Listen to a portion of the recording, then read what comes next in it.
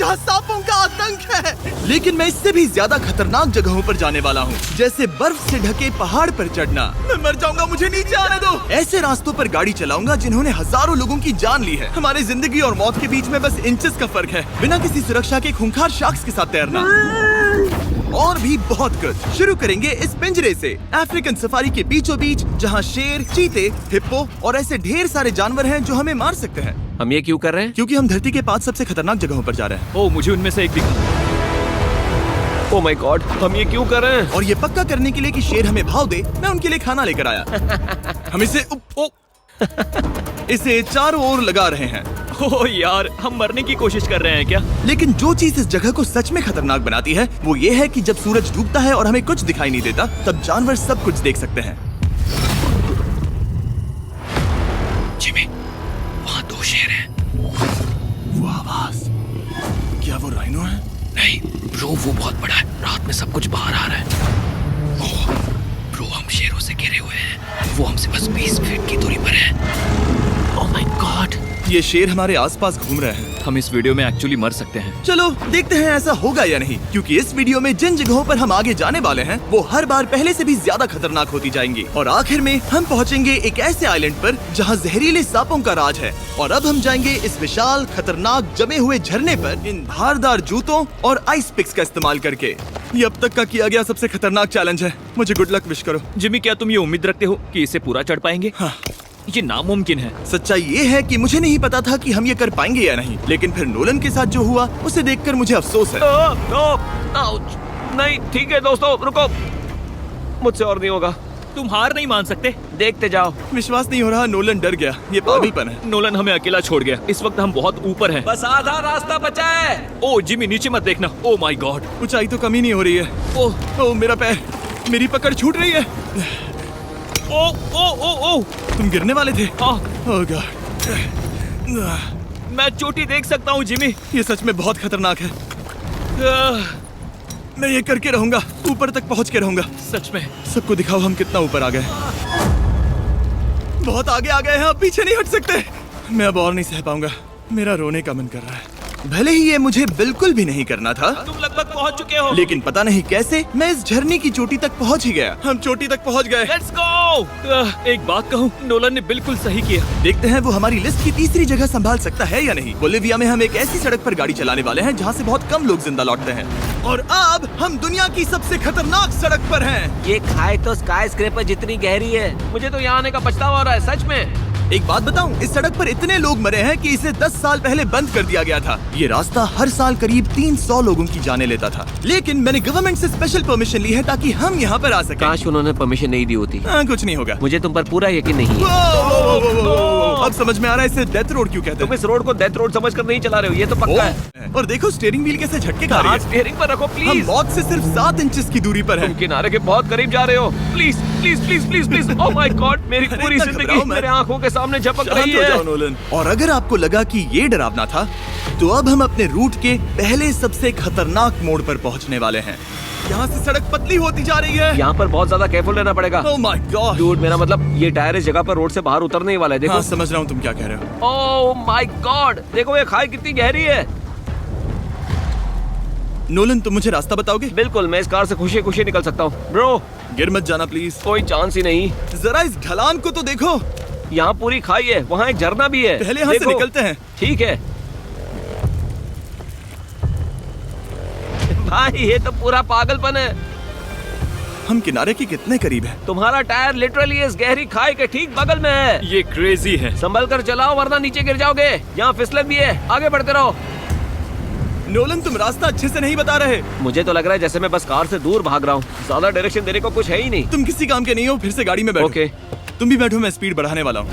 पता है इस राइड को और मजेदार क्या बना सकता है? क्या? हमारा brand new Feastables creamy peanut butter cup. Oh, मुझे लगा कि तुम कहोगे कि तुम गाड़ी धीरे चलाओगे। नहीं। Oh no. आगे इतना फॉग है, मुझे कुछ ठीक से नहीं दिख रहा। कुछ हिस्सों में सड़क ठीक लगती है, लेकिन बोलिविया की एक्सट्रीम ऊंचाई के चलते यहाँ अचानक घना कोहरा छा सकता है, जो बिना किसी वार्निंग के जानलेवा साबित हो सकती है। ठीक है, रुको रुको रुको रुको रुको रुको रुको रुको। देखो यहाँ किनारा है, देखो। आगे रास्ता ठीक नहीं है। नहीं, ऐसा लग रहा है कि हम गिरने ही वाले हैं। एज बहुत ज्यादा क्लोज है।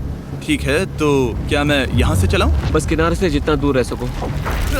वो आवाज कैसी हम थी? जरूरत से ज्यादा पास हैं। क्यों ना कुछ अलग किया जाए अपने खुद के फीस्टेबल्स कप्स लॉन्च करके। देखो इन कप्स की सबसे अच्छी बात ये है कि हमने इसमें पीनट बटर सीधा जार से डाला है और देखो ये कितना पैक्ड है।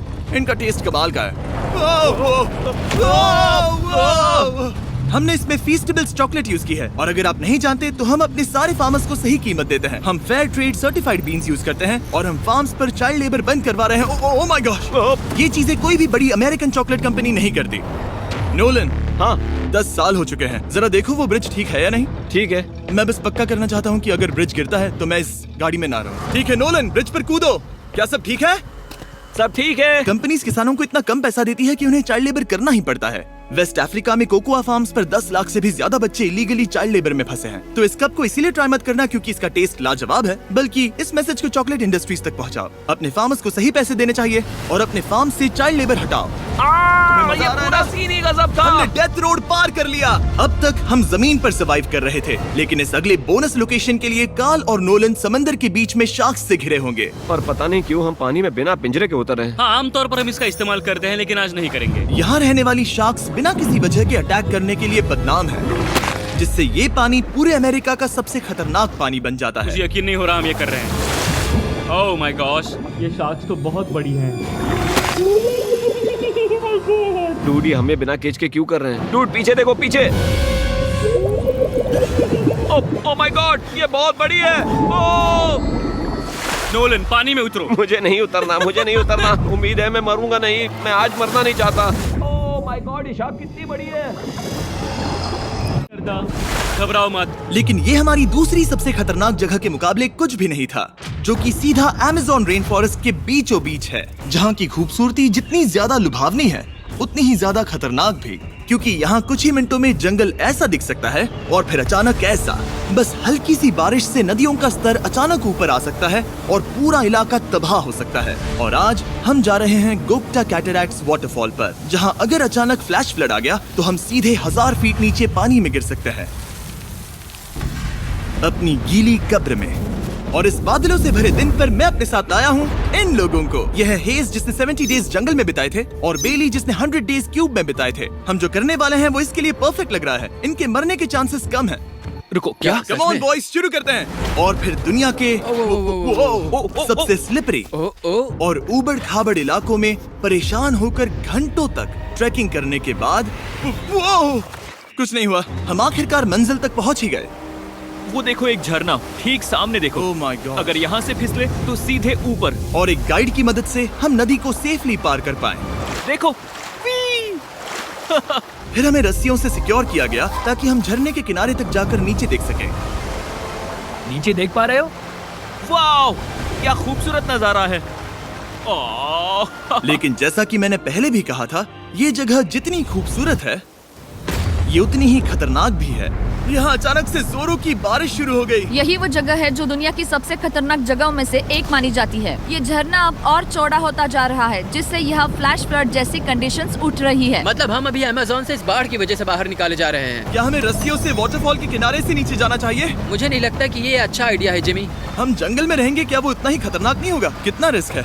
जिमी की लाइन पर बहुत ज्यादा मिट्टी गिर रही है और यहाँ किसी भी तो सीधे सर्वाइवल मिशन में बदल गया। यहाँ से निकलने का बस एक ही तरीका था, उसी खतरनाक और स्लिपरी रास्ते से वापस जाना जिससे हम यहाँ तक आए थे। और अब हमें ये तब करना था जब पूरा जंगल बाढ़ में डूब रहा था। यहाँ फ्लैश फ्लडिंग हो रही है, रास्ता ब्लॉक हो गया है। हमें कई जगहों पर रस्सियाँ लगानी पड़ेंगी क्योंकि इस पहाड़ से नीचे उतरने में घंटों लगने वाले हैं।